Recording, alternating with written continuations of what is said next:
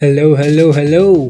ये चल रही है एनसीईआरटी सीरीज जिसमें हम एक सिंगल वीडियो में सारे के सारे एनसीईआरटी सॉल्यूशंस देख लेंगे। Semiconductor electronics materials devices and simple circuits, जो कि क्लास 12 फिजिक्स का चैप्टर नंबर 14 है। सारे के सारे क्वेश्चंस एक सिंगल वीडियो में। मेरा नाम विक्रांत किरार है, मैंने आईटी खड़गपुर से मैकेनिकल इंजीनियरिंग करी है। और अब बिना टाइम वेस्ट किए इस वीडियो को स्टार्ट करते हैं। उसके लिए हमें चाहिए होगा एक इंट्रो, धमाकेदार इंट्रो। ये रहा भिशोम।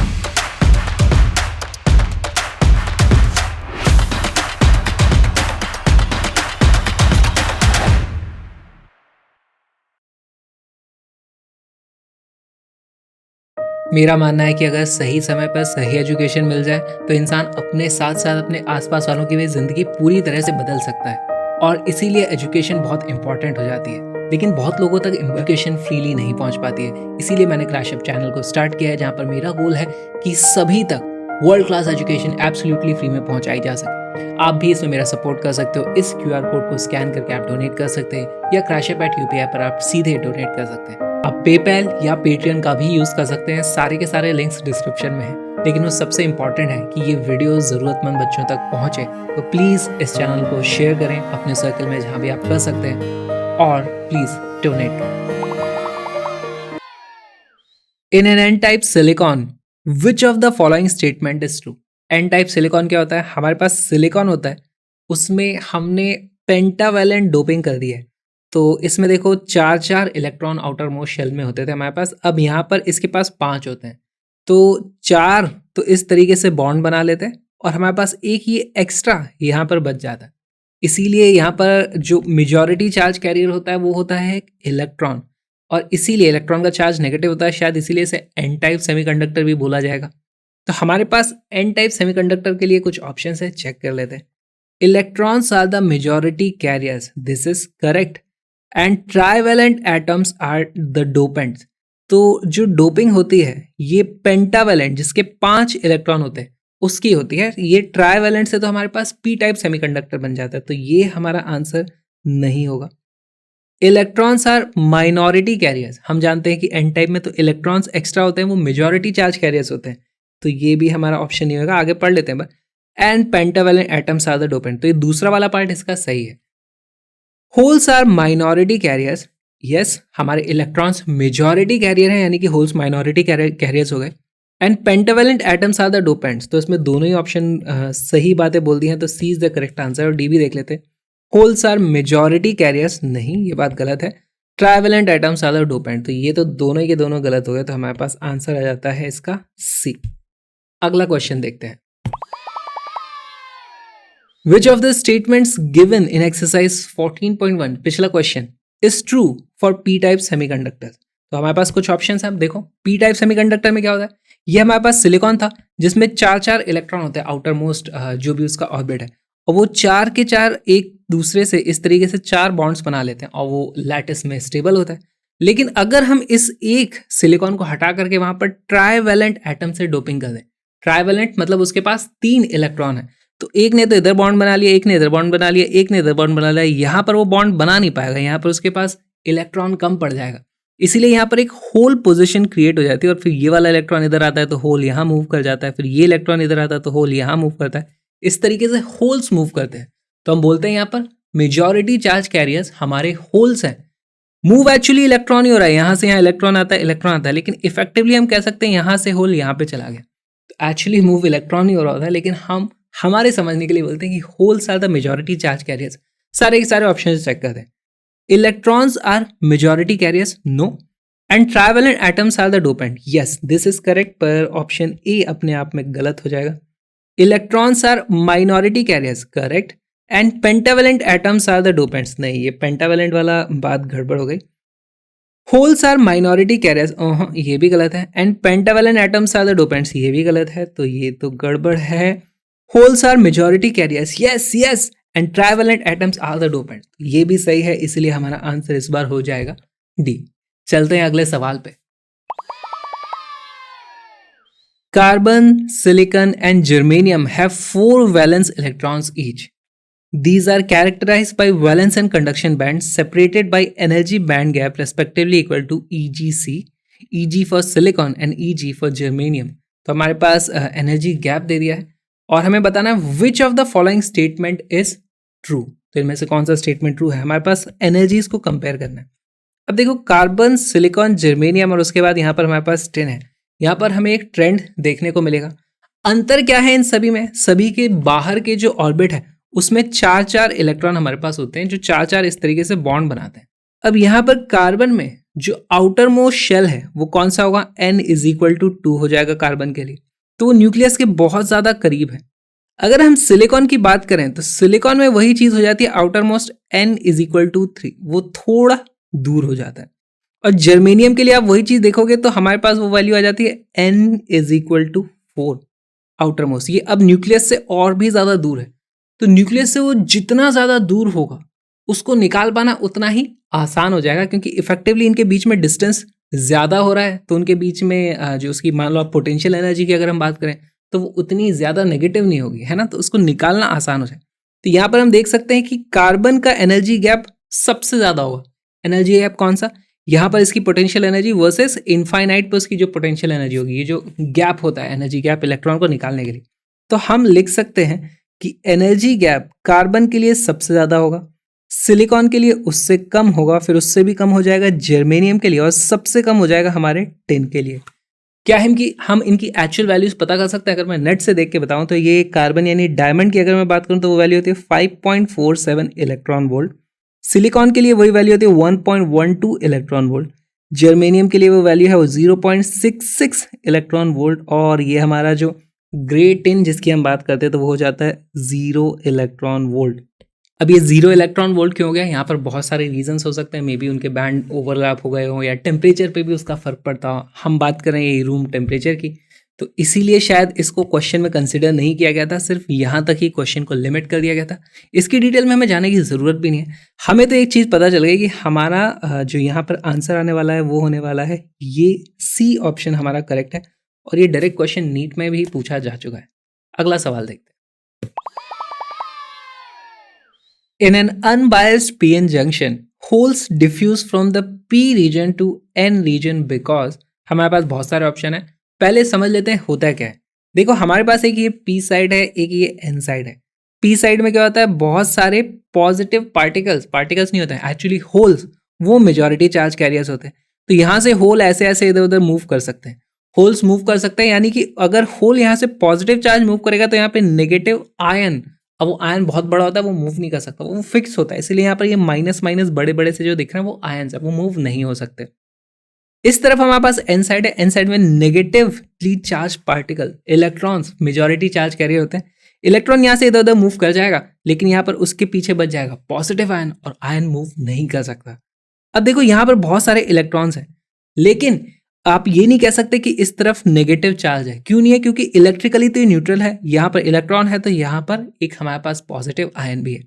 तो ऐसा नहीं होगा कि यहाँ पर जो होल है उसको इस तरफ इसका चार्ज खींच रहा है, या इस इलेक्ट्रॉन को इस तरफ होल्स का चार्ज खींच रहा है, ऐसा नहीं है। यहाँ पर चार्ज के कारण मोशन नहीं होता है, मोशन किसी और चीज के कारण होता है। वो चीज क्या है कि यहाँ पर इलेक्ट्रॉन्स की डेंसिटी बहुत ज्यादा है, यहाँ पर बहुत सारे फ्री इलेक्ट्रॉन्स हैं, यहाँ पर बहुत सारे फ्री होल्स हैं।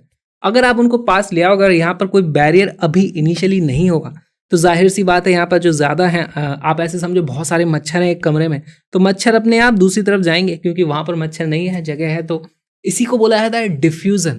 और डिफ्यूजन क्यों होता है, क्योंकि हमारे पास कंसंट्रेशन में डिफरेंस है, यहाँ कंसंट्रेशन ज़्यादा थी, यहाँ पर कम है। सेम चीज़ इलेक्ट्रॉन के लिए होगा, यहाँ पर इलेक्ट्रॉन्स हैं तो इलेक्ट्रॉन्स इस तरफ डिफ्यूज होंगे। तो डिफ्यूजन कंसंट्रेशन में जो अंतर होता है उसके कारण होता है, या आप उसे कंसंट्रेशन ग्रेडियंट बोल सकते हो। Diffusion is flow of charge carriers due to concentration gradient. Gradient का मतलब होता है स्पेस में अलग अलग होना है, यहाँ पर कुछ और कंसंट्रेशन है, यहाँ पर कुछ और कंसंट्रेशन है। ऑप्शंस पढ़ते हैं।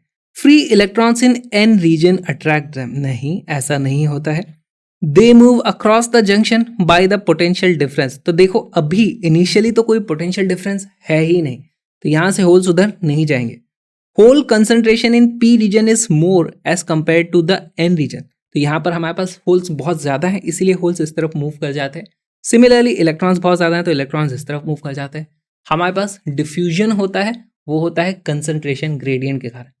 आगे का भी देख लेते हैं। एक बार हमारे पास यहां से इस तरफ होल्स चले गए, यहां से इलेक्ट्रॉन्स इस तरफ चले गए, तो क्या होता है, यहाँ पर देखो एक रीजन आ जाता है जिसको हम बोलते हैं डिप्लीशन रीजन। अब यहाँ पर अभी तक तो ये देखो आप इलेक्ट्रिकली न्यूट्रल था, माइनस आयन नेगेटिव आयन था और हमारे पास पॉजिटिव होल थे। अगर होल इधर चलेगा, यहाँ से इलेक्ट्रॉन इधर आ गए, दोनों आपस में मिक्स होकर के खत्म हो गए, तो यहाँ पर हमारे पास सिर्फ नेगेटिव चार्ज बचता है, यहाँ पर सिर्फ पॉजिटिव चार्ज बचता है, जिसे हमने यहाँ पर दिखाया हुआ है। यहाँ पर एक नेगेटिव आयन्स हैं और यहाँ पर पॉजिटिव आयन्स हैं। अब हमारे पास चार्ज न्यूट्रल नहीं है, इस एरिया में पॉजिटिव चार्ज है, इस एरिया में नेगेटिव चार्ज है, तो यहाँ पर हमारे पास एक इलेक्ट्रिक फील्ड होगा और वो इलेक्ट्रिक फील्ड किस दिशा में हो जाएगा, पॉजिटिव से नेगेटिव की तरफ। और इसके कारण हमारे पास अब यहाँ से अभी भी इस तरीके से होल्स बाहर इधर जाना चाहेंगे, कंसंट्रेशन में अभी भी अंतर है, होल्स इधर जाना चाहेंगे लेकिन इलेक्ट्रिक फील्ड इस तरफ है, होल्स पॉजिटिवली चार्ज पार्टिकल हम मानते हैं, तो होल्स पे इस दिशा में फोर्स लगेगा, डिफ्यूज होके वो इधर जाना चाहते हैं लेकिन वो वापस बह के पीछे आ जाते हैं, जिसे हम बोलते हैं ड्रिफ्ट। इसी तरीके से इलेक्ट्रॉन डिफ्यूज होकर के इधर जाना चाहेगा लेकिन फिर वो इलेक्ट्रिक फील्ड के कारण बह के वापस इधर आ जाएगा, उसे हम बोलेंगे ड्रिफ्ट। तो दो फिनोमेना है, डिफ्यूजन एंड ड्रिफ्ट, दोनों में अंतर देख लिया। इस क्वेश्चन का हमारा आंसर हो जाता है सी। When a forward bias is applied to a PN junction, it raises the potential barrier, reduces, बहुत सारे ऑप्शन हो गए, पहले तो देखते हैं होते क्या। हमारे पास देखो ये एक PN जंक्शन है, अभी हमने इसमें कोई भी बायस नहीं लगाया, यहाँ पे कोई बैटरी नहीं है, तो इस वक्त हमारे पास यहाँ पर एक इलेक्ट्रिक फील्ड होता है डिप्लीशन रीजन में, वो होता है N साइड से P साइड की तरफ, पॉजिटिव आयन से नेगेटिव आयंस की तरफ। ऑलराइट, अब हमें इसको करना है फॉरवर्ड बायस में कनेक्ट। फॉरवर्ड बायस कैसे करोगे, बैटरी का साइन किधर लगाओगे, ऐसे लगाओगे या फिर ऐसे लगाओगे। तो फॉरवर्ड बायस के लिए हमेशा याद रखो, P को P से जोड़ते हैं, N को N से जोड़ते हैं, यानी P साइड को हम बैटरी के पॉजिटिव टर्मिनल से जोड़ देते हैं। हमारी जो बैटरी आ जाएगी वो यहाँ पर इस तरीके से आएगी, पॉजिटिव नेगेटिव पॉजिटिव नेगेटिव, ये हमारी बैटरी है। अब जब यहाँ पर हमने बैटरी लगा दी है तो देखो यहाँ पर हायर पोटेंशियल है, हायर पोटेंशियल है, हायर पोटेंशियल है, यहाँ पर ये लोअर पोटेंशियल है, और इस रीजन में जो भी हमारे पास पोटेंशियल ड्रॉप होता है वो मोस्टली होता है डिप्लीशन रीजन में। तो हम बोल सकते हैं यहाँ पर पूरे का सेम पोटेंशियल था, यहाँ पर सेम पोटेंशियल था, यानी अगर ये वाला पोटेंशियल जीरो है, इसको मैं जीरो बोलता हूँ, इसको मान लो इसकी साइज है 10 वोल्ट, तो यहाँ पर से ये वाला हमारे पास 10 वोल्ट हो जाता है। अब देखो यहाँ पर हमारे पास दो अलग अलग पोटेंशियल है, तो यहाँ पर हमारे पास एक इलेक्ट्रिक फील्ड होगा जो हायर पोटेंशियल से लोअर पोटेंशियल की तरफ इस तरफ होगा, ये हमारा एक्सटर्नल इलेक्ट्रिक फील्ड लगेगा इस तरीके से, ई एक्सटर्नल, इसकी वैल्यू हो जाती है delta V upon delta X, जो change in potential divided by ये वाली डेल्टा एक्स। अब ये कैलकुलेशन हमें कभी नहीं करनी पड़ेगी, लेकिन हमें समझना पड़ेगा कि जो इलेक्ट्रिक फील्ड इन आयंस के कारण हुआ था डिप्लीशन रीजन में, उससे ये कहीं ज़्यादा होता है, और हमारे पास जो नेट इलेक्ट्रिक फील्ड हो जाएगा वो इन दोनों को मिला करके जो रिजल्टेंट आता है वो होता है, और वो इसी दिशा में हो जाएगा। उसके कारण अब यहाँ पर होल्स बहुत अच्छे तरीके से इस तरफ फ्लो कर सकते हैं, क्योंकि डिफ्यूजन के कारण भी वो इधर जाना चाहते थे और ड्रिफ्ट पहले उन्हें इधर रोक देता था, लेकिन अब इलेक्ट्रिक फील्ड के कारण ड्रिफ्ट भी इसी दिशा में है, तो बहुत ज़्यादा हमारे पास अचानक से करंट आ जाता है। देखते हैं इनमें से कौन सा वाला हमारा आंसर सही है। रेजेस द पोटेंशियल बैरियर, नहीं, इसने तो पोटेंशियल बैरियर पहले इस दिशा में इलेक्ट्रिक फील्ड था उसको पहले कम किया होगा, फिर अपनी ऐड करते करते इस दिशा में बहुत ज़्यादा बढ़ा दिया होगा, तो ये हमारा आंसर नहीं है। Reduces the majority carrier current to zero, नहीं, मेजॉरिटी कैरियर करंट को तो बहुत ज़्यादा बढ़ा दिया जाता है इसमें। Alright, lowers the potential barrier, yes, potential barrier को कम किया जाता है और फिर नेगेटिव में इतना बढ़ा देते हैं कि इफेक्टिवली हमारे इलेक्ट्रिक फील्ड का साइन ही चेंज हो जाता है। इसका आंसर हमारा सी हो जाएगा, and none of the above तो नहीं होने वाला है, तो हमारे पास आंसर आ गया। For transistor action which of the following statements are correct, देखते हैं option A, base emitter and collector region should have similar size and doping concentration, तो ये हमारा आंसर गलत है। पहले समझ लेते हैं ट्रांजिस्टर काम कैसे करता है। ट्रांजिस्टर में यहाँ पर एक एमिटर होता है, यहाँ पर बेस होता है, यहाँ पर कलेक्टर होता है। हम ट्रांजिस्टर से करवाना क्या चाहते हैं कि हम यहाँ पर कोई एक छोटा सा वोल्टेज लगा दें जिसके कारण ये बेस एमिटर वाला हमारा फॉरवर्ड बायस में हो जाएगा, तो थोड़ा सा वोल्टेज लगाते यहाँ पर से बहुत ज़्यादा इस तरफ करंट आ सकता है इस वाले जंक्शन पे, लेकिन इस बेस की डोपिंग हम इतनी ज़्यादा कम रखेंगे कि सारे के सारे रिकम्बाइन होकर के इस तरफ करंट नहीं आ सकता है। तो उस केस में क्या होगा, यहाँ पर हम इस वाले जंक्शन को रखते हैं रिवर्स बायस में, तो रिवर्स बायस में अगर यहाँ पर कोई भी चार्ज कैरियर आता है तो उसको इस तरह वो खींच लेता है, तो इफेक्टिवली हमने यहाँ पर थोड़ा सा करंट प्रोड्यूस किया, लेकिन उसके कारण इफेक्ट क्या होता है कि यहाँ से इस तरफ बहुत ज़्यादा करंट आ जाता है और इस तरीके से ट्रांजिस्टर काम करता है। तो यहाँ पर हमें सभी के साइज अलग अलग रखने पड़ते हैं। अगर बेस का साइज भी हम बड़ा रखेंगे और इसको ज़्यादा कंसंट्रेटेड रखेंगे तो सारे के सारे एमिटर से जो मेजॉरिटी चार्ज कैरियर्स एमिट हुए हैं, इसीलिए तो इसे एमिटर बोलते हैं, वो सारे के सारे बेस करंट में आ जाएंगे और हम ये नहीं चाहते। हम चाहते हैं कि यहाँ पर कम से कम इस तरफ आए, मेजॉरिटी इस तरफ चले जाए। हमारा ये सिर्फ वो होना चाहिए एक नॉब की तरह कि यार इसकी वजह से हम डिसाइड करते हैं कि इस तरफ कितना जाने वाला है, और वही हमारा एम्पलीफिकेशन फैक्टर भी होता है, यहाँ जितना जा रहा है उसका कितना टाइम्स गुना इस तरफ एक्स्ट्रा है। तो हम चाहते हैं कि बेस का करंट बहुत कम हो, जो IB होता है बहुत ज़्यादा कम हो जाए, इसीलिए बेस को हम बहुत पतला रखते हैं, बेस को बहुत ही कम डोप करते हैं। The base reason must be very thin and lightly doped. Yes, this is a correct option. The emitter junction is forward bias and the collector junction is reverse bias. तो emitter junction कौन सा होगा? Emitter and base का junction ये वाला, ये obviously forward bias होता है जैसा अभी हमने देखा, और ये वाला जो बेस कलेक्टर जंक्शन है वो रिवर्स बायस होता है। तो C भी हमारा करेक्ट आंसर हो जाता है। Both the emitter junction as well as the collector junction are forward bias. नहीं, ये हमारा आंसर सही नहीं है। अब एक बार बात कर लेते हैं साइज की। तो हमारे पास जो साइज होती है वो बेस की सबसे छोटी होती है। उसके बाद एमिटर और कलेक्टर दोनों की साइज सिमिलर रखी जा सकती है ना। यहाँ से जितने मेजॉरिटी चार्ज कैरियर्स आएंगे उससे थोड़े कम ही कलेक्टर में आने वाले हैं, तो कलेक्टर को आप थोड़ा छोटा भी बनाते तो भी काम चल जाता। लेकिन होता क्या है कि एमिटर से जितने भी निकले हैं सारे के सारे यहाँ पे आकर के कलेक्टर में रुक जाएंगे कहीं ना कहीं, तो उसके कारण यहाँ पर बहुत ज़्यादा हीट जनरेट होती है, और हीट को डिसिपेट करने के लिए हमें बड़ा कलेक्टर रहेगा तो अच्छा रहता है। इसीलिए हम एमिटर से भी बड़ा कलेक्टर को रखते हैं। डोपिंग भी देखते हैं।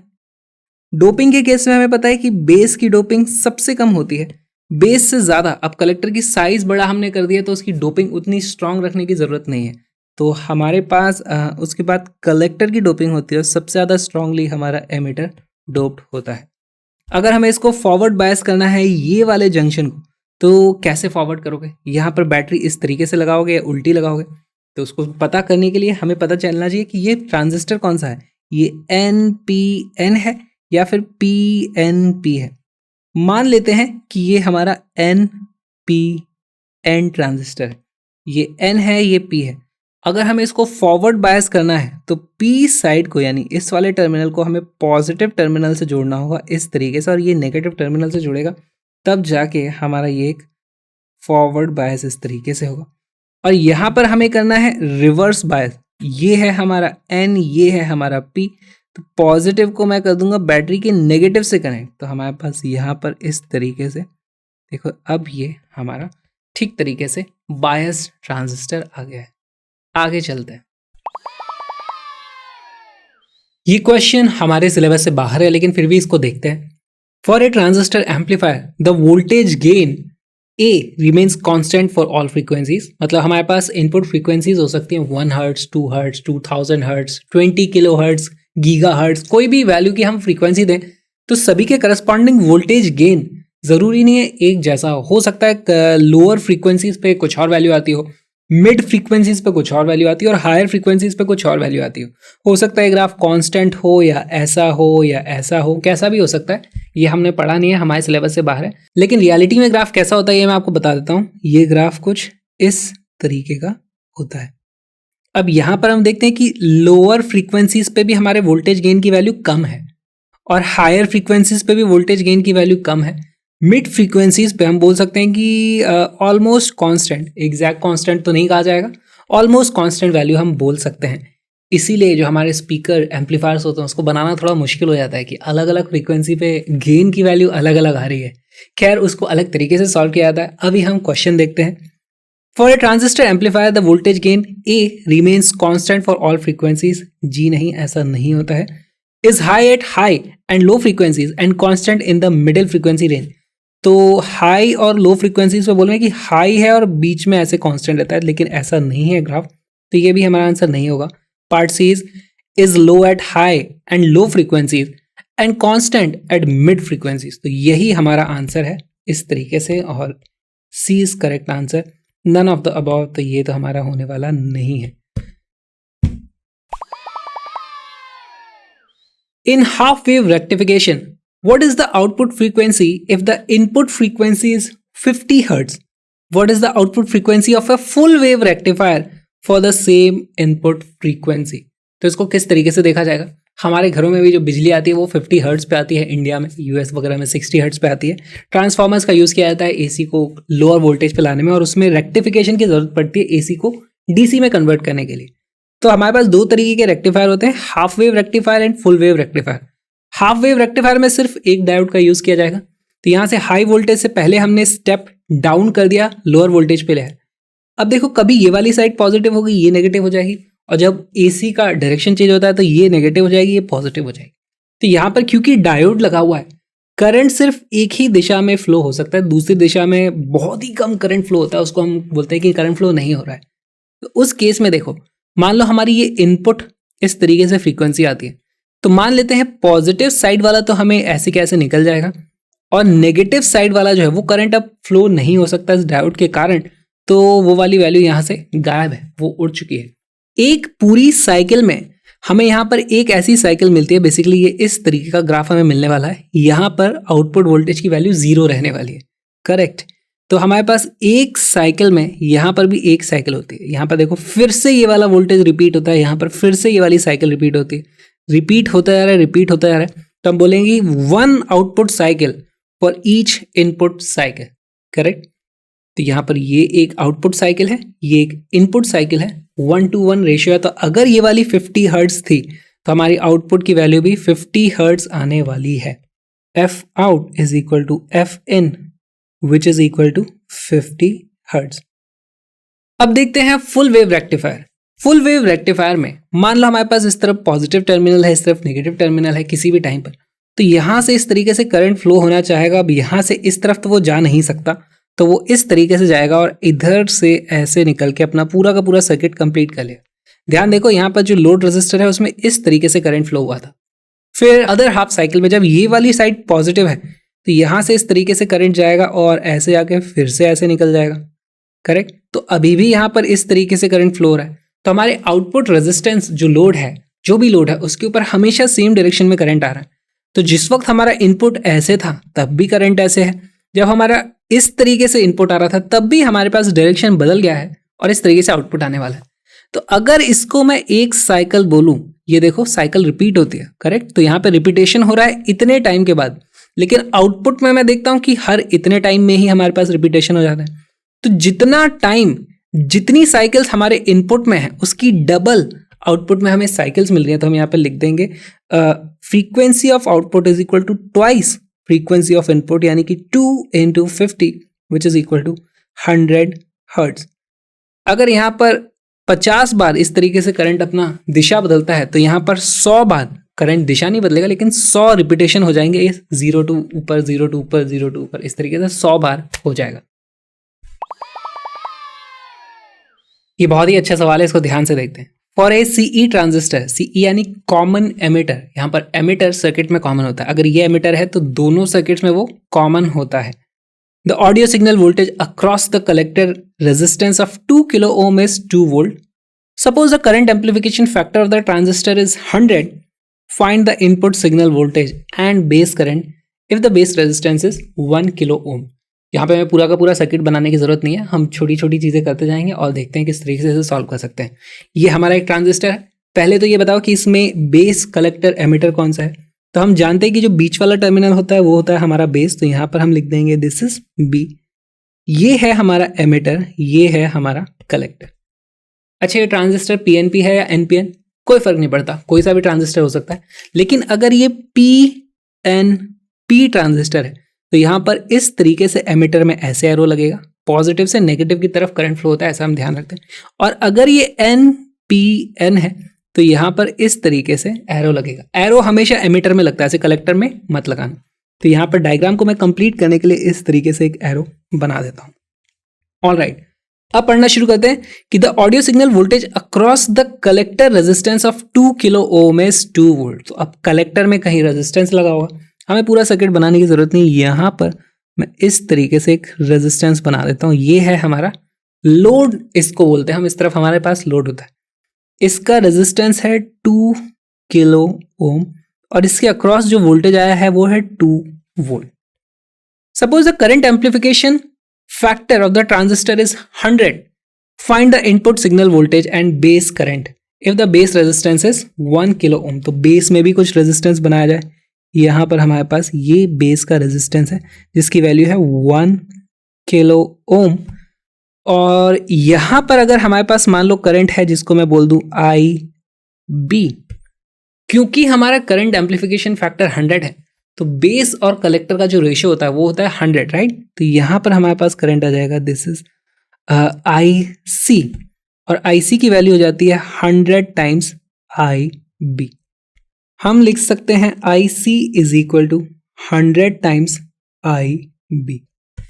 अच्छा, IC की वैल्यू क्या हो जाएगी, यहां पर हमारे पास वोल्टेज है, रेजिस्टेंस है, और यहां पर जरूर कुछ एक AC सिग्नल होगा ना, तो हम सिर्फ AC कंपोनेंट्स को ही यहां पर कैलकुलेट कर रहे हैं। इसकी प्रॉपर बायसिंग के लिए कुछ DC यहां पर एक्स्ट्रा बैटरीज कनेक्टेड होंगी, वो सब हमें देखने की जरूरत नहीं, हम सिर्फ एम्प्लीफिकेशन होता है AC सिग्नल्स का, तो हम वो चीज देख रहे हैं। तो सिर्फ अगर हम AC को कंसिडर करेंगे तो हमारे पास यहां पर इस लोड रेजिस्टेंस के अक्रॉस हम इक्वेशन लिख सकते हैं V is equal to IR। Voltage यहां पर कितना है 2 volt is equal to current की वैल्यू कितनी है, या तो मैं उसे IC लिख दूं या फिर मैं उसे सीधे लिख सकता हूं 100 times IB multiplied by resistance की वैल्यू कितनी है 2000। ये हमने कहां पर किया, दिस इज फॉर कलेक्टर। यहां से IB की वैल्यू आ जाती है IB is equal to 2 divided by 2 into 10⁻⁵, यानी कि 10⁻⁻⁵, या फिर इसको मैं बोल सकता हूं 10 माइक्रो एम्पियर। हमारे पास बेस में करंट आ गया, भाई यहां पर करंट कितना है। अच्छा, यहां पर हमें बोला गया था कि कुछ रेजिस्टेंस है और हमें यहां पर वोल्टेज निकालना है, राइट। तो वोल्टेज, इनपुट सिग्नल वोल्टेज, हमें यही तो पता करना है। तो हमारा वोल्टेज जो हमें चाहिए, again V is equal to I times R होता है। इस बार हम बेस साइड में देख रहे हैं, तो VB IB RB लगा दो। यहाँ पर IB की वैल्यू आई है 10 माइक्रो एम्पियर, तो 10 इंटू 10⁻⁻⁶। रेजिस्टेंस कितना है 1 किलो एम्पियर, यानी कि 10⁻3। इसकी वैल्यू आ जाती है 0.01 वोल्ट, और यही हमारा आंसर है। हमें यहाँ पर जो बेस के अक्रॉस वोल्टेज है, इनपुट सिग्नल वोल्टेज जो दिया गया है AC वाला, वो पता चल गया, और यहाँ पर कितना AC करंट है जो उसके कारण, वो वाला कंपोनेंट भी हमें पता चल गया। सबसे लल्लू सवाल, 2 amplifiers are connected one after the other in series, cascade बोलते हैं। कैस्केड मतलब एक से फ्लो के दूसरे में जाना, दूसरे से फ्लो के तीसरे में जाना, तीसरे से फ्लो के चौथे में जाना। हमारी कैस्केडिंग स्टाइल शीट्स होती हैं जब भी आप वेब डिजाइनिंग पढ़ोगे, खैर वो सब छोड़ो। The first amplifier has a voltage gain of 10 and the second has a voltage gain of 20. If the input signal is 0.01 volt, calculate the output AC signal. तो यहाँ पर V इनपुट हमें दिया हुआ 0.01 वोल्ट, इसका AV यानी कि voltage gain की वैल्यू 10 है। तो देखो यहाँ पर 10 टाइम्स ये मल्टीप्लाई हो जाएगा, हमारे पास इसका आउटपुट वोल्टेज कितना आ जाएगा, उसकी वैल्यू आ जाएगी 0.1 वोल्ट। और इसी को हमने यहाँ पर इससे कनेक्ट कर दिया है इस तरीके से, तो यही बन जाता है इस वाले के लिए VI, है ना। दूसरे वाले के लिए वो इनपुट बन गया है। इसके लिए हम जानते हैं कि वोल्टेज गेन की वैल्यू है 20, तो जो भी इनपुट वैल्यू थी उसको 20 से मल्टीप्लाई कर दो। तो यहाँ पर हमारे पास V आउटपुट की वैल्यू आ जाएगी, V output is equal to 0.1 multiplied by 20, यानी कि 2 वोल्ट। हम इसको लिख भी सकते हैं, V output is equal to AV1 AV2 times V input, जिसकी वैल्यू है 10 into 20 into 0.01 which is equal to 2 volt. Answer आ गया। A PN photodiode is fabricated from a semiconductor with band gap of 2.8 electron volt. Can it detect a wavelength of 6000 nanometer? तो हमारे पास यहाँ पर जो band gap है उसकी value 2.8 electron volt. अब यहाँ से फोटोन कोई आएगा इस वेवलेंथ वाला, उसकी कुछ एनर्जी होगी।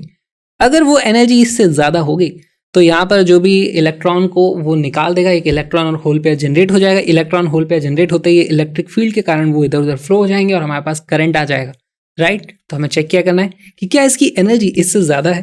तो हमारे पास आ जाता है, पहले हम लिख देंगे delta E is equal to 2.8 electron volt जो कि एनर्जी है, और एनर्जी ऑफ फोटोन उसकी वैल्यू आ जाती है 12400 अपॉन जो वेवलेंथ है, जो कि हमें एंगस्ट्रॉम में लिखनी पड़ेगी, तो हो जाती है 6000। तो नैनोमीटर था, एक और जीरो लगाओ तो अब ये एंगस्ट्रॉम में आ गया, तो ये हमारे पास इलेक्ट्रॉन वोल्ट में आंसर आने वाला है। इसकी वैल्यू होती है 124 अपॉन 600, और आप देखोगे कि ये डेफिनेटली 1 से छोटी वैल्यू आ रही है। हमारे पास एनर्जी गैप तो 2.8 था, इसकी वैल्यू आती है अप्रॉक्सीमेटली 0.2067 इलेक्ट्रॉन वोल्ट।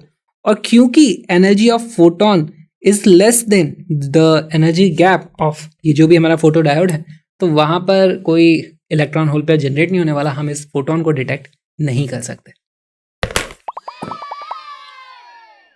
इसी के साथ हमने सारे के सारे क्वेश्चन सॉल्व कर लिए। अब बारी आती है एडिशनल एक्सरसाइजेस की। ये बहुत ही इंटरेस्टिंग सवाल है, इसको ध्यान से देखना से मजा आ जाएगा आपको। The number of silicon atoms per metre cube 5 × 10⁻28। तो हमारे पास जो नंबर ऑफ सिलिकॉन एटम्स है वो दिया हुआ है, खैर इसका हमें कोई ज्यादा काम नहीं है। This is dope simultaneously with 5 × 10⁻22 atoms of per meter cube of arsenic and 5 × 10⁻20 per meter cube atoms of indium। देखो ये हमारा सिलिकॉन है, ये हमारा आर्सेनिक है, ये है पेंटावैलेंट, उसमें 5 इलेक्ट्रॉन होते हैं, तो हमारे पास एक इलेक्ट्रॉन एक्स्ट्रा हो जाएगा इस तरीके से, और ये इलेक्ट्रॉन एक्स्ट्रा है तो वो काफ़ी ज़्यादा उसके कारण मेजॉरिटी चार्ज कैरियर हो जाता। अगर हम सिर्फ इंडियम आर्सेनिक से ही डोपिंग करते तो हमारे पास ये एन टाइप सेमीकंडक्टर बन जाता, लेकिन हमने साथ में इंडियम भी लगा दिया है। इंडियम से भी इस तरीके से डोपिंग कर दिया। इंडियम एक ट्राईवैलेंट है, उसके पास एक इलेक्ट्रॉन की कमी है, तो देखो हमारे पास इस तरीके से होल्स जो कि मेजॉरिटी चार्ज कैरियर बनते हैं। अब इसके पास इलेक्ट्रॉन ज़्यादा है, इसके पास होल ज़्यादा है। अगर दोनों अलग से अलग अलग मटेरियल में करते तो हम उनके कारण इलेक्ट्रॉन और होल की कंसंट्रेशन पता कर पाते इस फॉर्मूले के हिसाब से। अभी कैसे करेंगे, क्योंकि यहाँ से इलेक्ट्रॉन निकल के इसमें जाकर के रिकॉम्बिनेशन भी हो सकता है, तो यही चीज़ें हमें चेक करनी है, इसीलिए क्वेश्चन बहुत ही ज़्यादा इंटरेस्टिंग बन जाता है। सबसे पहले तो समझते हैं कि हमारे ये जो आर्सेनिक जो कि एक पेंटावैलेंट है, उसको हम बोलेंगे कि वो एक डोनर है, राइट। तो हम यहाँ पर लिख देंगे concentration of donor is equal to 5 × 10⁻22 atoms per metre cube, और हम लिख सकते हैं एन एक्सेप्टर यानी कि जो हमारा इंडियम है उसकी हो जाती है 5 × 10⁻20 एटम्स पर मीटर क्यूब। अगर इन दोनों को सेपरेटली अलग अलग सैंपल्स में हम डोपिंग करते हैं तो उस केस में हम क्या करते हैं कि जितनी भी डोनर की कंसंट्रेशन है उसी को हम अप्रॉक्सीमेटली मान लेते थे कि भाई यही वैल्यू, डोनर है ना तो उसने इलेक्ट्रॉन भेजा होगा, तो वही वैल्यू इलेक्ट्रॉन की कंसंट्रेशन के बराबर रही होगी। और अगर हम सिर्फ ये एक्सेप्टेड इम्प्योरिटी मिलाते, इंडियम मिलाते, तो हम बोल देते भाई इसकी जो भी कंसंट्रेशन आपने मिलाई है वही हमारी कंसंट्रेशन ऑफ होल होने वाली है। इस तरीके से हम सॉल्व करते हैं। लेकिन फिर होगा रिकॉम्बिनेशन। हमारे पास अगर दोनों डाल दोगे तो कुछ रिकॉम्बिनेशन हो जाएगा, यहाँ से इलेक्ट्रॉन इसके होल में जाकर के सेटिस्फाई कर देगा उसको ऑर्बिट को। तो यहाँ पर एक बार चेक कर लेते हैं कि क्या इन दोनों की जो मल्टीप्लिकेशन अगर हम करें तो ये वाला हमारा फॉर्मूला हो रहा है या नहीं। हमारे केस में आ जाता है NeNH, उसकी वैल्यू आ जाती है 5 × 10⁻22 मल्टीप्लाइड बाई 5 × 10⁻20। इसकी वैल्यू आ जाती है 2.5 × 10⁻43। अच्छा, Ni² की वैल्यू कितनी है? Ni² की वैल्यू हो जाती है 1.5 × 10⁻16 का स्क्वायर, यानी कि 2.25 × 10⁻32। हम यहाँ पर देखते हैं कि NeNH is not equal to Ni का स्क्वायर। यहाँ पर नंबर ऑफ इलेक्ट्रॉन और नंबर ऑफ होल जो सिलिकॉन में हो सकते हैं, जो हमारा बेस हमने बना रखा था हमारे सेमीकंडक्टर का, उससे कहीं ज़्यादा है, इलेक्ट्रॉन भी ज़्यादा है, होल भी ज़्यादा है, तो यहाँ पर रिकॉम्बिनेशन होने ही वाला है। इसका मतलब हम अभी तक अज्यूम करते थे कि जितनी डोनर इम्प्योरिटी डाली है वो सारे के सारे हमारे इलेक्ट्रॉन निकाल देंगे और वही इलेक्ट्रॉन की कंसंट्रेशन हम मान लेते थे, क्योंकि सिलिकॉन की इंट्रिंसिक जो इलेक्ट्रॉन होल पेयर थे वो बहुत ही कम पड़ जाते हैं इस डोनर कंसंट्रेशन के कंपैरिजन में। तो ऐसा होता है। अब इसको सॉल्व कैसे किया जाए? देखो, हम मान लेंगे कि यहाँ पर कुछ रिकॉम्बिनेशन तो होगा, और उस रिकॉम्बिनेशन की वैल्यू हम मान लेते हैं कि वो है x, है ना। हमारे पास मोस्टली इलेक्ट्रॉन की कंसंट्रेशन इतनी होती, ये भी इतनी होती, लेकिन इनमें से कुछ रिकम्बाइन हो गए। भाई जितने इलेक्ट्रॉन रिकम्बाइन होंगे उतने ही होल्स रिकम्बाइन होंगे, क्योंकि वो आपस में ही रिकम्बाइन होते हैं। तो इस केस में मान लेते हैं कि वो रिकॉम्बिनेशन की वैल्यू है x, रिकॉम्बिनेशन पर मीटर क्यूब, यूनिट सेम रखेंगे हम। तो हम बोल देंगे कि अब हमारी जो इलेक्ट्रॉन की कॉन्सेंट्रेशन है Ne, उसकी वैल्यू हो जाएगी जो हमारे डोनर की कंसंट्रेशन थी माइनस जितने हमारे रिकम्बाइन हो गए। इसी तरीके से हम लिख सकते हैं NH होल्स की जो कंसंट्रेशन है वो हो जाएगी जो हमारे एक्सेप्टर की कंसंट्रेशन थी माइनस x जितने की रिकॉम्बिनेशन हो गए। अब हमारे पास ये दोनों ही वैल्यूज हमने कम कर दिया है ना, Ne NH दोनों की वैल्यू को हमने कम कर दिया है, तो अब शायद वो Ni स्क्वायर के बराबर हो जाए, पहले तो बहुत ज्यादा थी।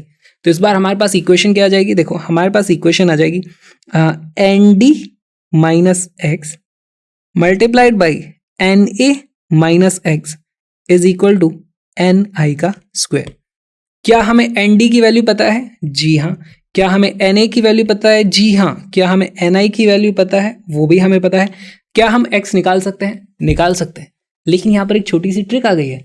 कैसे सॉल्व करोगे इस इक्वेशन को? देखो प्रॉब्लम क्या है, इस इक्वेशन को सॉल्व करने में हमें जो सबसे बड़ी प्रॉब्लम आती है वो x की वैल्यू पता करना होता है, क्योंकि वो एक्सेप्टर इम्प्योरिटी के ऑलमोस्ट बराबर आ जाती है। कैलकुलेशन बहुत ज़्यादा डेसिमल के बाद तक आ जाती हैं, कैलकुलेटर से ही सॉल्व कर पाओगे आप, वरना थोड़ा मुश्किल हो रहा था जैसा कि हमने देखा। तो इस केस में हम क्या करेंगे, यहाँ पर अगर x को सॉल्व करने में प्रॉब्लम आ रही है तो x को गायब कर दो यहाँ से। इन दो इक्वेशन को अगर मैं सब्ट्रैक्ट कर दूं तो यहाँ पर x, क्योंकि दोनों में से देखो माइनस हो रहा है तो x वहां से गायब हो जाएगा। हमारे पास लेफ्ट हैंड साइड पे आ जाएगा Ne minus NH is equal to right hand side पे जाएगा Nd माइनस Na। ये है हमारी इक्वेशन नंबर 2। इक्वेशन नंबर 1 कौन सी है? ये है हमारी इक्वेशन नंबर 1। अब देखो हमारे पास दो इक्वेशन है, दो वेरिएबल है, क्या हम इसे सॉल्व कर सकते हैं? बड़ी आसानी से सॉल्व कर सकते हैं। अगर हमें इलेक्ट्रॉन कंसंट्रेशन निकालनी है तो हमें होल की कंसंट्रेशन को हटाना पड़ेगा। यहाँ से NH की वैल्यू देखो, मैं इसमें से NH की वैल्यू यहाँ पे रख दूंगा, हमारे पास आ जाता है Ne माइनस NH की वैल्यू हो जाती है Ni का square upon Ne is equal to Nd minus Na। हमारी इक्वेशन आ जाती है Ne का square minus Nd minus Na into Ne minus Ni का स्क्वायर इज इक्वल टू 0। अब ये एक क्वाड्रेटिक इक्वेशन है, इसको हम बड़ी आसानी से सॉल्व कर सकते हैं। देखो हमारे पास Ne की वैल्यू कितनी हो जाती है, Ne की वैल्यू हो जाएगी minus b plus minus under root of b square minus 4ac upon 2a।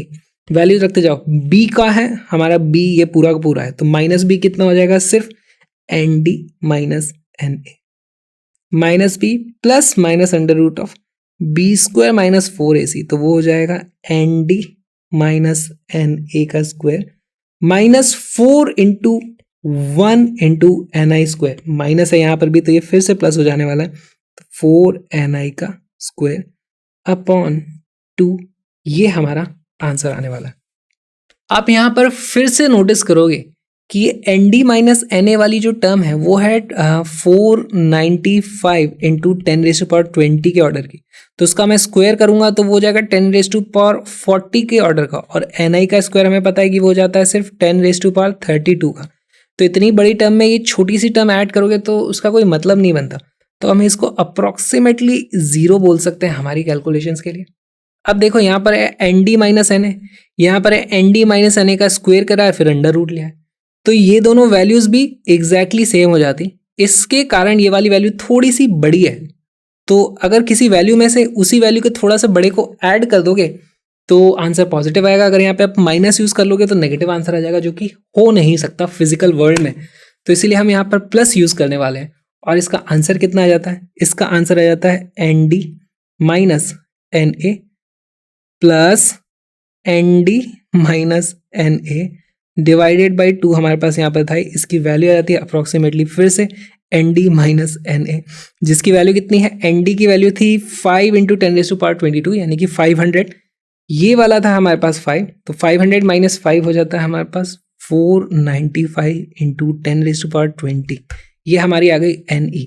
अब हम NH की वैल्यू भी पता कर सकते हैं, जो हो जाता है Ni का स्क्वायर अपॉन Ne। Ni के स्क्वायर की वैल्यू कितनी थी, 2.25 इंटू 10⁻32 डिवाइडेड बाई Ne का स्क्वायर आ गया हमारे पास 495 इंटू 10⁻, कितना है 20, और इसको आप सॉल्व करोगे तो आंसर आता है 4.75 इंटू 10⁹ पर मीटर क्यूब। यही हमारा आंसर है। बहुत इंटरेस्टिंग सवाल था। In an intrinsic semiconductor, the energy gap Eg is 1.2 electron volt. Its whole mobility is much smaller than electron mobility and independent of temperature. What is the ratio between conductivity at 600 Kelvin and that at 300 Kelvin? Assume that the temperature dependence of intrinsic carrier concentration Ni is given by, ये हमारे पास concentration दी हुई है. अच्छा, यहाँ पे हम और एक चीज जानते हैं, हमने पढ़ा था कि सेमीकंडक्टर में जब टेम्परेचर बढ़ता है तो उसकी कंडक्टिविटी बढ़ती है. तो देख लेते हैं यहाँ पर आंसर बढ़ा हुआ आने वाला है या नहीं. हमारे पास होती है conductivity sigma is equal to n e into charge of e into mu plus n h into charge, जो कि वैल्यू अगेन है ई, मल्टीप्लाइड बाई म्यू. यहाँ पर ये म्यू क्या होता है? म्यू होता है हमारे पास मोबिलिटी. और होल्स के केस में मोबिलिटी को हमें इग्नोर कर देना, ऐसा क्वेश्चन में बोला गया है, तो इसकी वैल्यू हम अप्रॉक्सीमेटली कर देंगे 0. तो हमारे पास कंडक्टिविटी की वैल्यू आ जाती है conductivity sigma is equal to n e into mu. अच्छा देखो, अब टेम्परेचर हम बढ़ाएंगे तो ये चार्ज की वैल्यू तो चेंज नहीं होती, चार्ज तो उतना ही रहने वाला है. एन ई की वैल्यू चेंज होने वाली है, जो हम यहाँ से पता कर सकते हैं. अच्छा, जो एन आई है यानी इंट्रिंसिक इलेक्ट्रॉन होल पेयर की कंसेंट्रेशन, तो हमारे पास वही इलेक्ट्रॉन की कंसेंट्रेशन भी हो जाएगा. तो एन आई की वैल्यू ही हम इलेक्ट्रॉन की जगह यूज कर लेंगे. होल्स के लिए मोबिलिटी 0 थी, एन एच की वैल्यू 0 नहीं थी, है ना. मोबिलिटी को हमने 0 की था. अच्छा, टेम्परेचर के साथ साथ ये मोबिलिटी की वैल्यू चेंज होती है कि नहीं होती है? हमें दिया हुआ है कि होल्स के केस में it's holes mobility is much smaller than electron mobility and independent of temperature. Hole के लिए तो इन्हें बोला मोबिलिटी इंडिपेंडेंट ऑफ टेम्परेचर है, इलेक्ट्रॉन के लिए नहीं बोला, लेकिन हम मान लेंगे कि इलेक्ट्रॉन के लिए भी मोबिलिटी इंडिपेंडेंट है. तो हम लिख सकते हैं, हमें जो चीज़ पता करनी है वो है sigma at 600 divided by sigma at 300. उसकी वैल्यू आ जाती है n e mu upon n e mu. दोनों कैंसिल आउट हो गए, जी नहीं, ये है 600 केल्विन पे, ये वाली वैल्यू है 300 केल्विन पे. यहाँ पर फिर से ई म्यू कैंसिल आउट हो जाएंगे. हमें पता करना है n e at 600 upon n e at 300 kelvin. N e का फॉर्मूला क्या है? एन ई का फॉर्मूला है n naught E raise to power minus E g upon 2kB T. तो यहाँ टी की वैल्यू ही रख देते हैं 600, और नीचे डिनोमिनेटर में हमारे पास फिर से आ जाएगा N naught E raise to power minus E G divided by 2kB into temperature है 300. फिर से एन नॉट से एन नॉट कैंसिल आउट हो जाता है, हमारे पास वैल्यू आ जाती है this is equal to E raise to power E G हमारे पास है इधर अपॉन 2kB आ जाएगा, और अंदर बचता है 1 upon 300 minus 1 upon 600.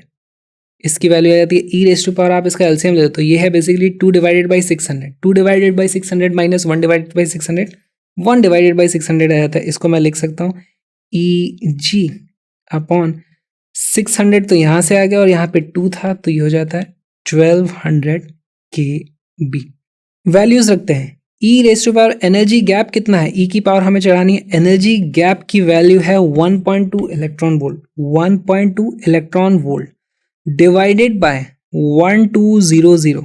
Boltzmann constant, क्या इस कांस्टेंट की वैल्यू हमारे पास इलेक्ट्रॉन वोल्ट की टर्म्स में है?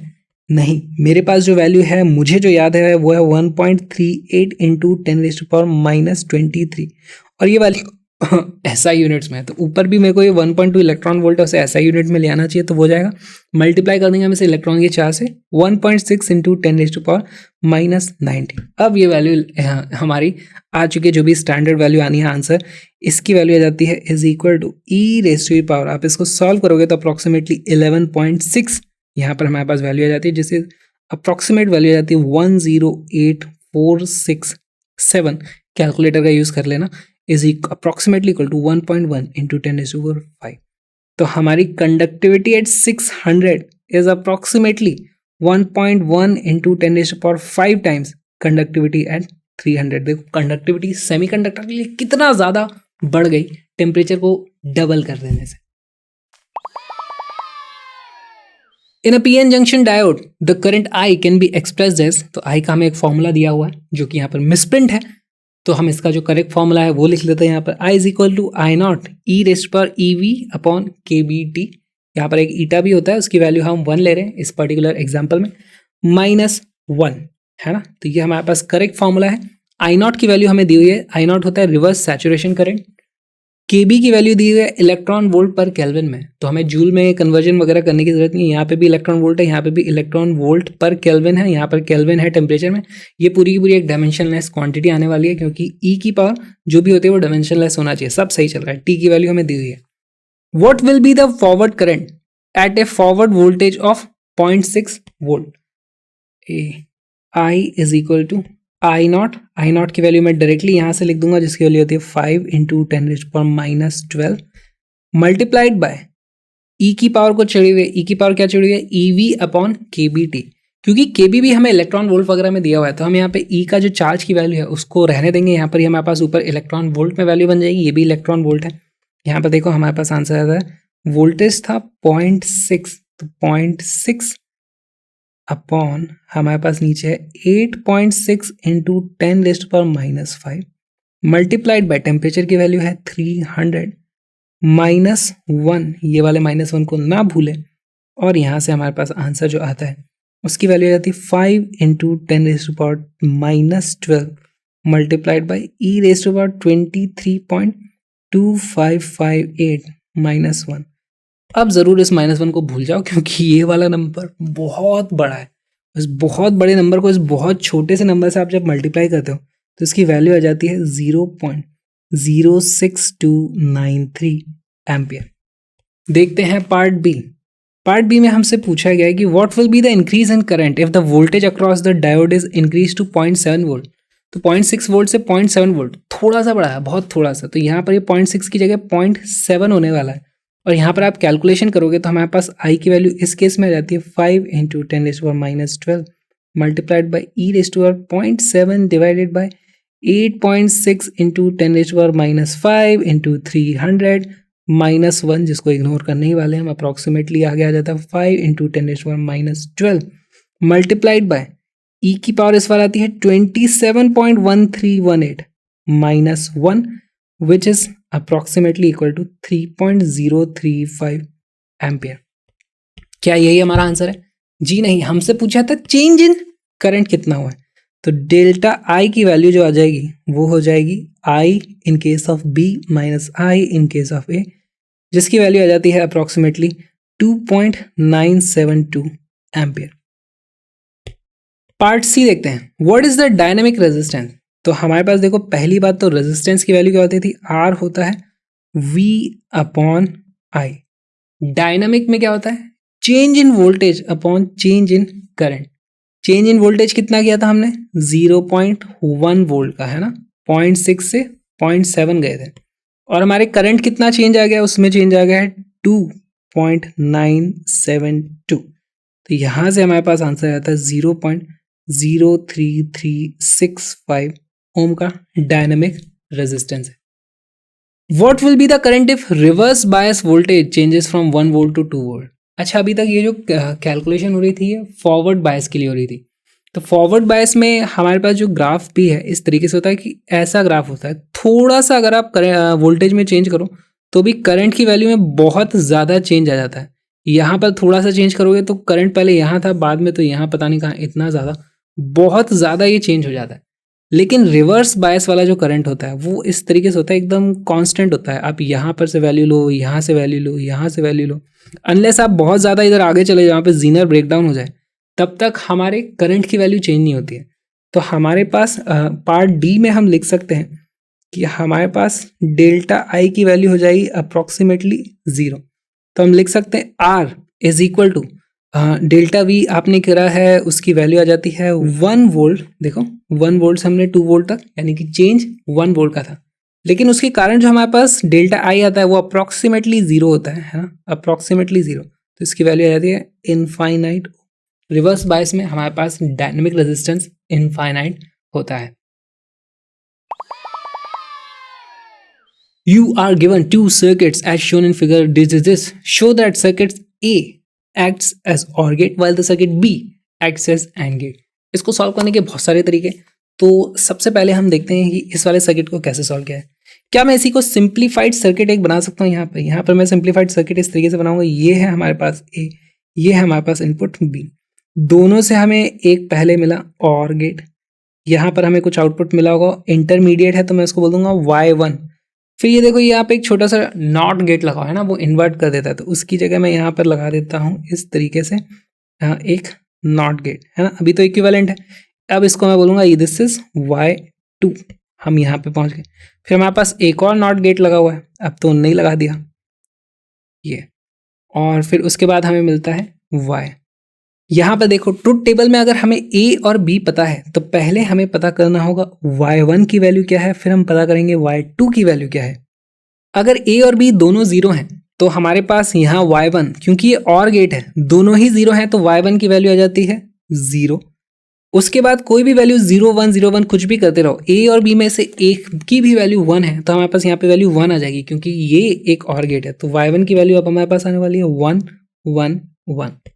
अच्छा y1 आ गया, y2 क्या है, y1 का जस्ट इन्वर्ट कर दो तो y2 आ जाएगा। तो 0 की जगह 1, 1 की जगह 0 0 0, और y2 आ गया, y2 के बाद y भी हम पता कर सकते हैं। y2 की वैल्यू जो भी थी उसी को इन्वर्ट कर दोगे तो y मिल जाएगा। तो यहाँ पर देखो 1 था तो 1 की जगह हमारे पास फिर 0 हो जाएगा, 0 की जगह फिर से 1 हो जाएगा, 1 1 आंसर था 1 1 1। आप इसे ध्यान से देखोगे तो हमें ये जो वैल्यू मिली है ये और गेट की वैल्यू मिली है, तो हम यहाँ पर लिख सकते हैं by truth table it is OR gate. इसी को सॉल्व करने का दूसरा तरीका, यहाँ पर अगर वैल्यू थी a तो यहाँ पर हमें जो y1 की वैल्यू मिलती, y1 की वैल्यू मिल जाती हमें a प्लस b। ये एक्चुअली प्लस नहीं है, ये है और b, a और b। अच्छा y2 की वैल्यू कितनी हो जाती है, y2 है हमारा y1 का बार, हमें y1 का जो भी वैल्यू है उसकी उल्टी वैल्यू वहाँ पे मिलने वाली है, तो ये हो जाता है हमारा a और b का बार लगा दो।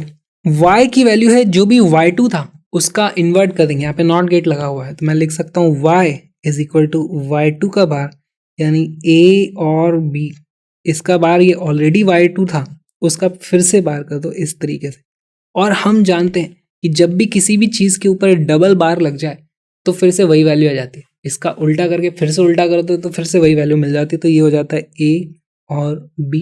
अगेन हम जानते हैं कि ये एक और गेट है। नेक्स्ट क्वेश्चन देखते हैं, यहाँ पर हमारे पास क्या हो रहा है, हम बनाएंगे इसका सिंप्लीफाइड वर्जन। यहाँ पर a था, यहाँ पर b था, a से इस तरीके से हमारे पास एक नॉट गेट लगा है, यहाँ पे भी नॉट गेट लगा, फिर ये वाला इनपुट एक और गेट में गया है इस तरीके से, वहाँ से वैल्यू मिली है, फिर एक नॉट गेट लगा हुआ है, देखो ये एक नॉट गेट लगा हुआ है, और इसके बाद हमें मिल जाता है y।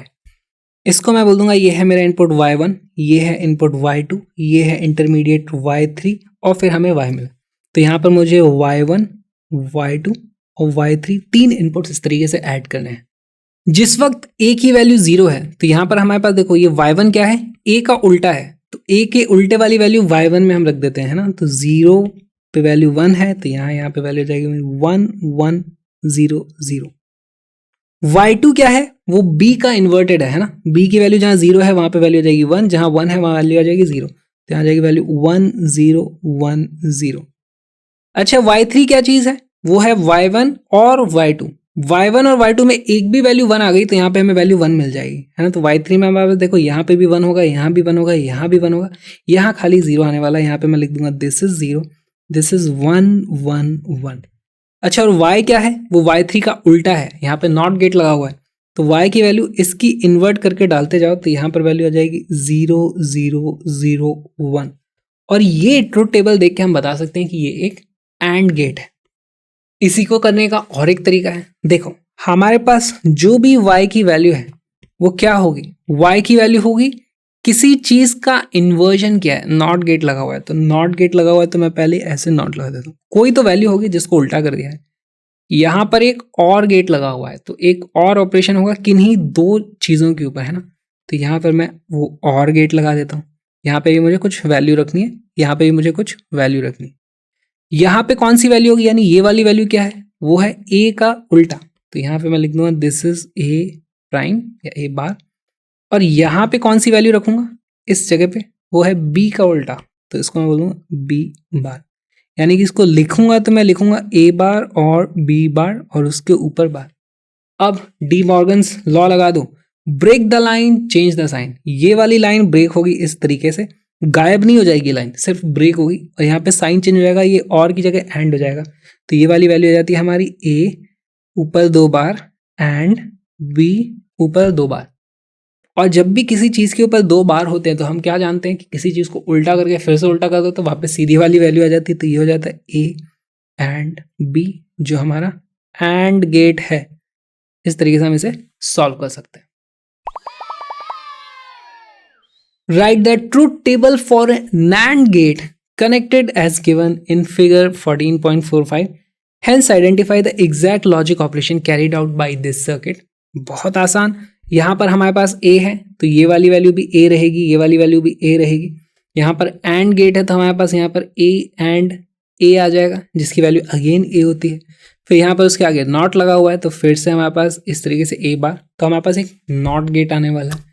तो इसको सॉल्व करते हैं। हमारे पास हम लिख देंगे y इज इक्वल टू किसी चीज़ का, तो वो इस तरीके से देखो हम बोल सकते हैं इधर से चले y is not of something, तो मैंने नॉट लगा दिया।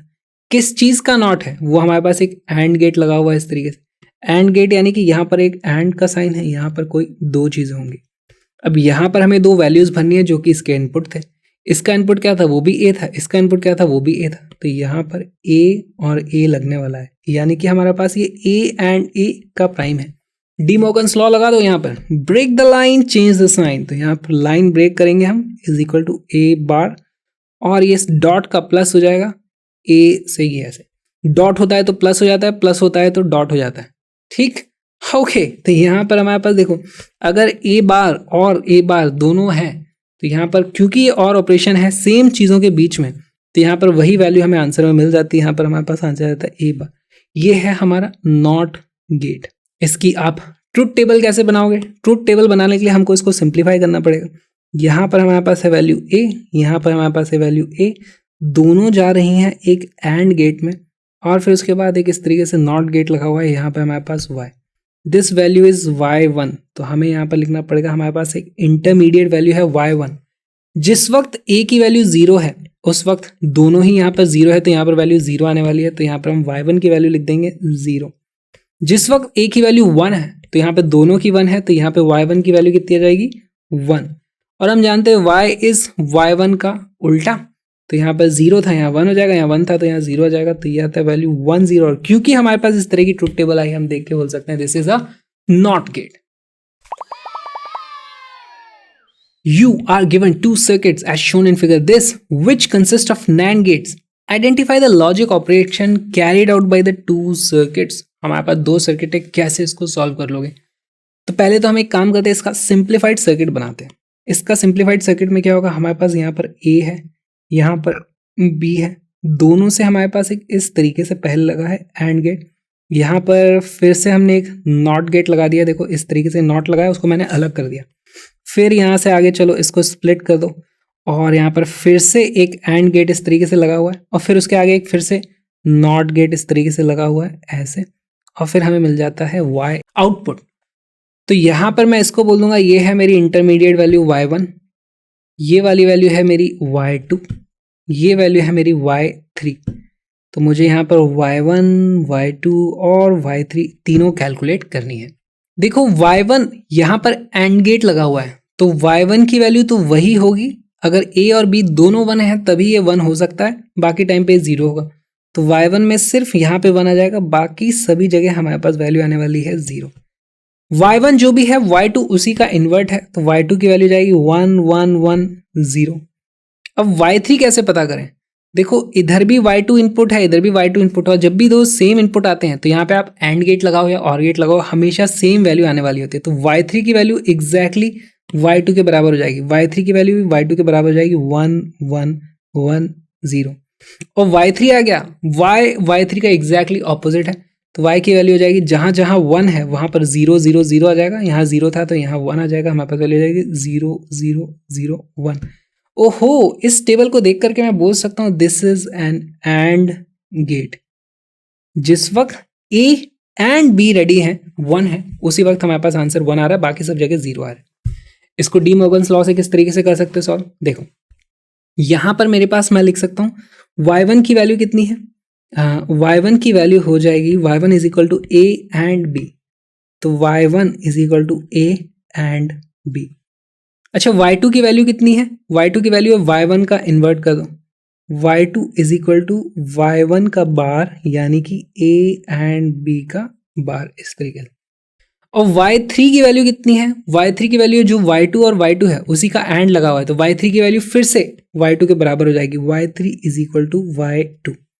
और y की वैल्यू कितनी है? y3 का बार, तो y is equal to y3 का बार यानी कि a एंड b का डबल बार हो गया। ये डबल बार हो गया यानी कि फिर से सेम चीज हो गई, तो ये हो गया a एंड b। और ये हम जानते हैं कि this is an AND gate. Cool. अब देखते हैं हमारे पास पार्ट बी में क्या है। पार्ट बी में देखो, यहाँ पर हमारे पास इस तरीके से एक नैंड गेट लगा हुआ है और हम जानते हैं उसको दोनों तरफ जब आप शॉर्ट कर देते हो इस तरीके से, तो ये एक नॉट गेट की तरह काम करता है। तो यहाँ पर हमारे पास वैल्यू क्या आ रही होगी? a बार, यहाँ पर वैल्यू आ रही होगी b बार। और यहाँ पर फिर से हमारे पास नैंड गेट लगा हुआ है, तो इसमें हम पहले इसको डी मोगन्स थ्योरम से सॉल्व करने की कोशिश करेंगे। y इज इक्वल टू, देखो उल्टा लिखेंगे इस बार ना, थोड़ा अलग अप्रोच लगा रहा हूँ। y is invert of something, तो y is invert of something. अब मुझे यहाँ पर कोई चीज़ लिखनी है, वो चीज़ क्या है? यहाँ पर देखो ये एंड गेट है, एंड गेट में हमारे पास डॉट का साइन लगता है, इधर उधर दो चीज़ें होती है, एक कुछ भी हो सकती है, तो बीच में डॉट लगा दो, यहाँ पे जगह छोड़ दो। वो क्या चीज़ है अभी देखते हैं। अब इसके इनपुट क्या था? एक था a प्राइम, दूसरा था b प्राइम, है ना। तो यहाँ पे a का बार b का बार, ये हमारा आउटपुट आ रहा है। डी मोगन्स लॉ लगाओ यहाँ पे थ्योरम, तो यहाँ पर हो जाता है break the line change the sign. ये वाली लाइन को यहाँ से हम ब्रेक करेंगे, ये साइन प्लस हो जाएगा डॉट की जगह, ये जाती है वैल्यू हमारे पास which is equal to a bar का बार प्लस b बार का bar which is equal to, किसी का भी प्राइम प्राइम कर देते हो आप तो वो फिर से वही वैल्यू आ जाती है a और b। ये है हमारे पास और गेट। या फिर आप इसी का और सिंप्लीफाइड वर्जन बना सकते हैं। यहाँ पर हमें a बार वैल्यू मिली थी, यहाँ पर हमें b बार वैल्यू मिली थी, दोनों से हमने एक एंड गेट बनाया था, उससे हमें मिलता है कुछ वैल्यू जिसे मैं y इंटरमीडिएट y1 बोल दूंगा, फिर एक नॉट गेट लगा हुआ इससे हमें y मिलता है ना। ये नॉट को मैंने यहाँ बना दिया है और ये एंड गेट को मैंने यहाँ बना दिया है। ये वाले बनाने की ज़रूरत नहीं है क्योंकि इससे हमें पता है ये a bar b bar value आती है। तो यहाँ पर और कुछ साइंस बना लेता हूँ। देखो मेरे पास a बार है, तो यहाँ पर मैं एक a बार लिखता हूँ, एक b बार लिखता हूँ और एक y1 लिख देता हूँ। a और b से हम सीधे सीधे a बार और b बार को भर सकते हैं, जो कि उसका एग्जैक्टली उल्टा है, तो ये हो जाएगा 1 1 0 0 1 0 1 0। y1 यहाँ पर a बार और b बार का एंड गेट ऑपरेशन लगाने के बाद है यहाँ पर, तो यहाँ पर जब भी a बार और b बार की वैल्यू 1 होगी तभी यहाँ पर वैल्यू 1 आएगी, बाकी सब केसेस में 0 आने वाली है। तो यहाँ पर वैल्यू आ जाएगी 1 0 0 0। और हम जानते हैं कि y इज y1 का उल्टा, y इज y1 का उल्टा, तो y1 का उल्टा करके यहाँ पे लिख दो, वैल्यू हो जाएगी 0 1 1 1। एंड इस ट्रुथ टेबल को देख के हमें पता चल जाता है यहाँ पर ये जो वैल्यूज आ रही हैं ये एक और गेट की वैल्यू है। Write the truth table for the circuit given in figure this below consisting of NOR gates and identify the logic operation और and not which this circuit is performing. तो एक सर्किट है वही लगा है, देखो यहाँ पर भी यही यूनिट लगी है, यहाँ पर भी वही यूनिट लगी है, उसी से हमें कुछ लॉजिक गेट से वैल्यू मिलनी चाहिए। देखते हैं कौन सी वैल्यू मिलती है। यहाँ पर भी ए है, यहाँ पे भी बी है, तो यहाँ पे भी ए है, यहाँ पे भी है। ये गलत लिखा हुआ है एक्चुअली, ये इसके इनपुट्स लिखने थे, नहीं यहाँ पे क्यों लिख दिया मुझे नहीं पता। ये वैल्यू तो सेम आने वाली है जो भी है। तो एक काम करते हैं, इसको हम सिंप्लीफाई करते हैं। हमारे पास सर्किट बनाते हैं सिंपल वाला। हमारे पास मान लो ए है, यहाँ पर हमारे पास बी है, दोनों में पहले हमने लगा दिया है एक और गेट इस तरीके से, उससे हमें मिलती है वैल्यू कुछ y1। फिर हमने यहाँ पे देखो नॉट था ना, तो यहाँ पे एक नॉट गेट लगाते हैं इस तरीके से, फिर आगे जाएगा वो और वही वैल्यू स्प्लिट हो जाएगी दो में, और यहाँ पे जो वैल्यू मिलेगी वो होती है हमारी y2। तो क्योंकि ये y2 है तो यहाँ पर भी y2, यहाँ पर भी y2 होगा। उसके बाद फिर से हमारे पास एक और गेट लगा हुआ है, तो ये एक और गेट लगा दिया, और उसके बाद आगे यहाँ पे एक डॉट था हमारे पास, तो यहाँ पे ज़रूर एक छोटू सा नॉट रहा होगा, इससे हमें y मिलता है। यहाँ पे मिल जाएगा इंटरमीडिएट y3। वैल्यूज़ बनाना शुरू करते हैं। हमारे पास a है, b है, तो यहाँ पर हमें y1 y2 y3 तीन वैल्यूज़ और लिखनी पड़ेंगी, y1 y2 and y3। y1 की वैल्यू क्या होगी, यहाँ पर लगा हुआ है और गेट, तो y1 की वैल्यू हो जाएगी 0 1 1 1। ए और बी में से कोई भी एक वैल्यू 1 है तो हमारे पास आंसर में 1 आ जाता है। 0 पे सारी वैल्यू 0 होती है। y2 की वैल्यू क्या होगी? देखो y1 पे जो भी था उसका उल्टा y2 पे हो जाएगा, तो y2 पे मैं लिख दूंगा 1 0 0 0। और y3 की वैल्यू क्या है? देखो y2 से हमारे पास इस तरीके से और गेट लगा हुआ है ना। y3 की वैल्यू क्या है? y3 is equal to y2 और y2। जिस वक्त y2 की वैल्यू 1 है उस वक्त y3 की वैल्यू भी 1 होगी, जिस वक्त y2 की वैल्यू 0 इस वक्त y3 की वैल्यू 0 हो जाएगी। तो y3 is equal to y2। Exact same y3 में भी कॉपी कर दो, y2 वाला 1 0 0 0। और हमारे y की वैल्यू क्या है? वो y3 का इन्वर्टेड है ना, उल्टी वैल्यू आ जाएगी उसकी यहाँ पर। तो ये वैल्यू आ जाएगी y3 का उल्टा करके यहाँ पे लिख दो, ये आ जाता है 0 1 1 1। और हम ये देखते हैं दिस इज एन और गेट। क्या हम इसको डी मॉर्गन्स थ्योरम का यूज करके सॉल्व कर सकते हैं बिना ट्रुथ टेबल बनाए? बिल्कुल कर सकते हैं। देखो यहाँ पर हमारे पास जो इनपुट आने वाला है इस जगह पर है ना, या फिर मैं यहीं पे लिख दूं, सारे लाइन से लिख देता हूँ। y1 इज इक्वल टू ए और b। y2 की वैल्यू क्या हो जाएगी? नॉट ऑफ a और b। यहाँ पे डी मॉर्गन्स थ्योरम लगा दो, break the line change the sign. इस लाइन को यहाँ से ब्रेक कर दो, ये वाला साइन चेंज हो जाएगा, ये हो जाएगा a बार डॉट b बार। बहुत अच्छे, यहाँ तक पहुंच गए। यही वैल्यू इस गेट के थ्रू जा रही है तो हमें पता है y3 की वैल्यू y2 के ही बराबर हो जाएगी। तो y3 is equal to y2 which is equal to a bar b bar, बीच में एंड ऑपरेशन।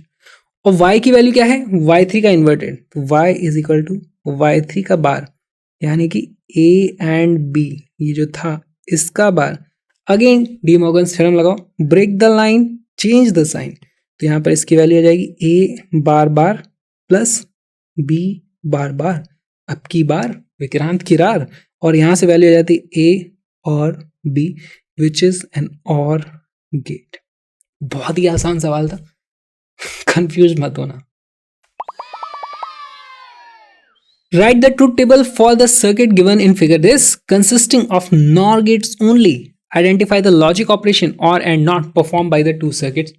तो हमारे पास देखो ये वाला जो गेट है, यही गेट इधर भी लगा दिया, ये गेट इधर भी लगा दिया, और इन्हें बता भी दिया यहाँ पर a था तो यहाँ से a बार निकल रहा है। यहाँ पे ये नॉट गेट की तरह काम कर रहा है, नहीं तो हमारे पास ये वाली वैल्यू नॉट गेट की तरह ही काम करने वाली है। कैसे पता करें?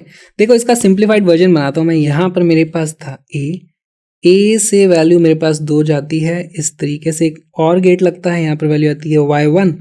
फिर उसके बाद एक नॉट गेट लगता है, यहाँ पे वैल्यू आ जाती है y, है ना। ये नॉट को मैंने खाली अलग कर दिया है, इस और गेट को ऐसे कैसे रहने दिया है।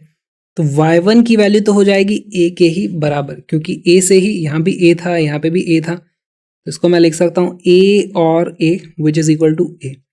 और y की वैल्यू है y1 का बार, यानी कि a का बार, तो ये हो गया हमारा नॉट गेट। और यहाँ पर वैल्यू आ जाएगी ये y1 मैं इस तरीके से लिख सकता हूँ, जिस वक्त a की वैल्यू 0 है उस वक्त y1 की वैल्यू भी 0 हो जाती है, ये 1 हो जाता है। और y की वैल्यू हमेशा y1 की उल्टी होगी, तो यहाँ पे वैल्यू आ जाती है 1 0। और ट्रुथ टेबल देख के भी हम कह सकते हैं this is N not gate. अब इस वाले क्वेश्चन पे आते हैं। यहाँ पर देखो हमारे पास जब भी a है तो यहाँ पर कुछ तो वैल्यूज आने वाली है ना। इसको मैं सिंप्लीफाई करके बनाऊं तो ये था मेरे पास a, ये था मेरे पास b। यहाँ पर हमने जो भी गेट लगाया इस तरीके से, उससे मेरे पास आ गया a बार, और यहाँ पर भी हमारे पास आ गया इस तरीके से b बार। अब फिर हमने इसको एक और गेट है, और उसके बाद हमारे पास यहाँ पर एक नॉट गेट है, यहाँ पे मिलता है आउटपुट y। इसको मैं बोलूँगा दिस इज y1। तो मुझे यहाँ पर कितने इनपुट्स और बनाने पड़ेंगे? यहाँ पर मेरे को आ जाएगा a बार, यहाँ पे आ जाएगा b बार, यहाँ पे आएगा y1। a की वैल्यू से हम a बार की वैल्यू निकाल सकते हैं, वो आ जाती है हमारी 1 1 0 0। b की वैल्यू से b बार निकाल सकते हैं, उसका एग्जैक्टली उल्टा कर दो 1 0 1 0। y1 की वैल्यू क्या है? y1 है a बार और b बार। जब भी a बार या b बार में से कोई भी वैल्यू 1 है, y1 की वैल्यू 1 हो जाएगी। तो यहाँ पर 1 1, यहाँ पर 1 1, यहाँ पर 1 1, इन तीनों में वैल्यू आएगी 1 1 1, यहाँ पर वैल्यू आएगी 0। हमारे पास आता 1 1 1 0। और y की वैल्यू क्या है? y है y1 का उल्टा, तो यहाँ पर इसका उल्टा कर करके लिखते हैं 1 का उल्टा 0 0 0 1। और ये देख के मैं बता सकता हूँ कि ये एक एंड गेट है। जिस वक्त हमारे पास दोनों की ए एंड बी दोनों की वैल्यू 1 है, उसी वक्त हमारे पास आंसर 1 आता है। This is an AND gate. क्या हम डी मॉर्गन्स थ्योरम का यूज करके भी इसको प्रूव कर सकते हैं? देखो यहां पर तो हमें वैल्यू पता चल चुकी है क्या है, तो हम लिख सकते हैं y इज इक्वल टू, देखो y इज इक्वल टू किसी चीज का तो नॉट है यहाँ पर, है ना, किसी चीज का तो नॉट है। अब वो क्या चीज है यहाँ पर कुछ तो लिखना पड़ेगा। तो इस और गेट से हमारे पास बाहर क्या आ रहा है, और गेट से हमारे पास जो बाहर आता है इन दोनों का और ऑपरेशन, है ना। तो यहाँ पर कुछ होगा और उसका और ऑपरेशन कुछ होगा। अच्छा यहाँ पर क्या चीज थी, ए बार, यहाँ पर क्या थी, बी बार। तो यहाँ पर मैं लिख सकता हूँ ए बार बी बार। तो इससे हमारे पास वैल्यू आ जाती है break the line change the sign. यहाँ पर हम लाइन को ब्रेक करेंगे तो ये इस तरीके से ए डॉट बी, और इसकी वैल्यू हो जाती है हमारे पास A and B. And gate हमारे पास आ गया। आप बोलोगे आप डायरेक्ट कैसे लिख दे रहे हो, ये तो बड़ा मुश्किल हो जा रहा है। तो इसको डायरेक्ट मत लिखो, आप यहाँ पर इस तरीके से बना सकते हो। यहाँ पर हम लिख सकते हैं y1 is equal to A bar और बी बार, बहुत ही आसानी से लिख दिया। एंड हम लिख देंगे y is equal to y1 का bar which is equal to y1 की जगह लिख दो अब ए बार और B bar. Again De Morgan's theorem, break the line change the sign, इसकी वैल्यू आ जाती है A double bar dot B double bar, और इसका मतलब होता है ए एंड बी। यही हमारा एंड गेट है। इस तरीके से हम क्वेश्चन को सॉल्व करते हैं। इसी के साथ हमने सेमीकंडक्टर इलेक्ट्रॉनिक्स के सारे एनसीईआरटी सॉल्यूशंस देख लिए हैं, और इसी तरीके के और हाई क्वालिटी एजुकेशनल वीडियोस के लिए आप चैनल को सब्सक्राइब करो। नोट्स और ऐप का लिंक डिस्क्रिप्शन में है, प्लीज़ देख लेना। और क्रैशअप चैनल एग्जिस्ट करता है क्योंकि मेरा मानना है सभी तक highest quality education absolutely free में पहुंचनी चाहिए। तो प्लीज़ इस जर्नी में मुझे सपोर्ट करो, फ्री एजुकेशन को सपोर्ट करो। आप इस लिंक का यूज़ कर सकते हो, क्रैशअप@UBI पे डायरेक्टली डोनेट कर सकते हो। पेपैल, पेट्रियन, सारे के सारे लिंक्स भी डिस्क्रिप्शन में, उनके थ्रू डोनेट कर सकते हो। चलो मिलकर एक दुनिया बनाते हैं जहाँ पर सब तक, सभी तक highest quality education absolutely free में पहुंचे।